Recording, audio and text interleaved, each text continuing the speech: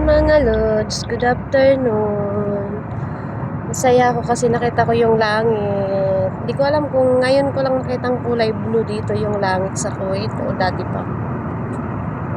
Dati hindi mo makikita yan na blue. Puro siya trap, alikabok. Tingnan mo nyo. Parang nasa Pinas lang yung langit mga lods. Hapon dito sa amin ngayon.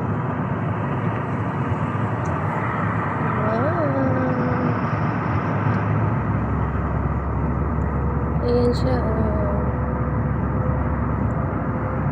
For the first time, nakita ko yung langit na ganyan dito sa Kuwait.